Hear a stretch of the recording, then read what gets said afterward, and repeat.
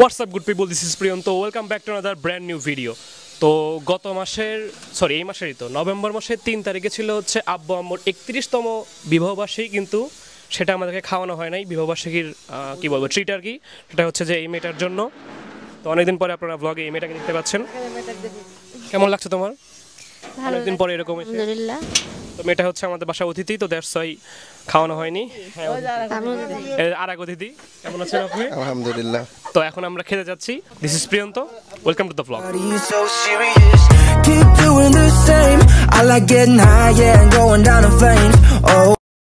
এই মুহূর্তে আমাদের আর একজন উপস্থিত হচ্ছে, এখানে আম্মু। তো এখন বসাবো কোথায় আবু, যে কেটে আমরা ভাবতেছি কোথায় বসানো যায়, কিন্তু সে চলে যাচ্ছে হাত ধুতে প্রথমেই। এটা কেমন কথা হইলো?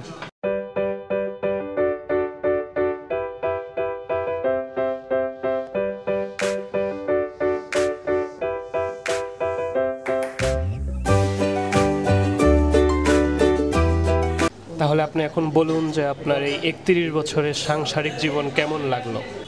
আসলে 31 বছর আগের কথা তো মনে নাই, আসলে বয়স হয়ে গেছে, চাকরি জীবনটা রিটায়ার্ড হয়েছে, যার কারণে যতটুকু মনে আছে ভালোই গেছে। জীবনকাল একবারে খারাপ কাটে নাই। ছেলে মেয়ে বউ সন্তান নিয়ে এবং বর্তমানে মেয়ের জামাই নিয়ে ছেলের বউটাই নাই, এটা তো সমস্যা। ছেলের বউ নাই, তবে বউ হবে আগামী দিনে। এটাই আসলে পরিপূর্ণ হয়ে যাবে। আগামী দিনে এটা কবে নাগাদ হতে পারে তাহলে? এইটা কবে নাগাদ এটা ছেলের উপরেই নির্ভর করবে, কারণ ইনশাআল্লাহ ছেলে বউকে ইনকাম করে খাওয়াবে, এটা তো আর আমার উপর নির্ভর করবো না, নির্ভর করবো ছেলের উপরে। ছেলে যদি মনে করে যে আজকে আমি ইনকাম করে তাকে খাওয়াতে পারবো, আলহামদুলিল্লাহ, সে যদি মনে করে যে না আজকে তাকে ইনকাম করে খাওয়া পারবো, সে নিয়ে এসে ইনকাম করে খাইবে। নিয়ম তো এইটাই পৃথিবীতে, যেটা নিয়ম সেটা হলো পাখি বাসা বাঁধে, ডিম পারে, বাচ্চা হয়, বাচ্চা আদার দিয়া খাওয়া দাওয়া করায় বড় করে উড়াল দেয়, বাচ্চার মতো বাচ্চার মা বাপের মতো মা বাপ। এই তো পৃথিবীর নিয়ম। এখন সমস্ত কিছু মিলা আসলে সবচেয়ে বড় নিয়ামত যে সুস্থ আছি, এটাই হলো বড় কথা। তো এখন আমরা চলে যাব আম্মুর কাছে। ধন্যবাদ।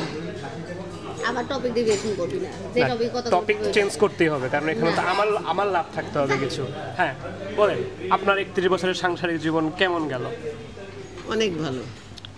আচ্ছা নেন। আমার বন্ধু, ছেলে মেয়ে, মেয়ের জামাই, একটু অপূর্ণতা আছে, পূর্ণ হয় না এখনো। আমি বউটাকে যখন আনবো সেটাই সবাই মিলে আমরা আসবো ইনশাআল্লাহ। ধন্যবাদ আমার টপিকটাকে বোঝার জন্য।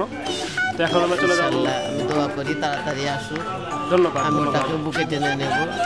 তো এখন আমরা চলে যাব আপুর কাছে। এখন তুমি বলো, এই যে তাদের 31 বছরের একটা বিবাহ বার্ষিকী, তো তোমার এখন কেমন লাগছে? আমার খুবই ভালো লাগছে, আলহামদুলিল্লাহ, আমি খুবই খুশি। এখন কিছু উইশ করো তুমি, তারা যেন একসাথে আরো 100 বছর থাকতে পারে ইনশাআল্লাহ। তো এখন আমরা চলে যাচ্ছি শ্বশুর শাশুড়ি সম্পর্কে কিছু বলবে রাতুল ভাইয়া।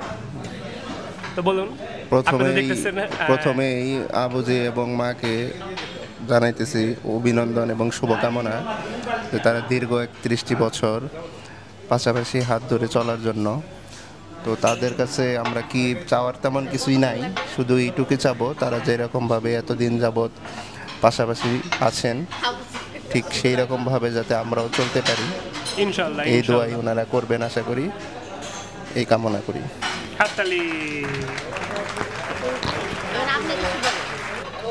আসলে আমার অনেক কিছু বলার আছে, আবার অনেক কিছু বলার নেই। যেটাই হোক, আসলে ভালো মন্দ সব কিছু দিয়ে আসলে জীবন আসলে মানে এতটা সহজ না, অতটা কঠিনও না। বাট কথা হচ্ছে যে লাইফে আপস ডাউন সব কিছুই থাকবে, বাট দেখা যাচ্ছে যে ফ্যামিলি বাদে আসলে কেউ কখনোই পাশে থাকে না, কোনো না কোনোভাবে দূরে চলে যায়।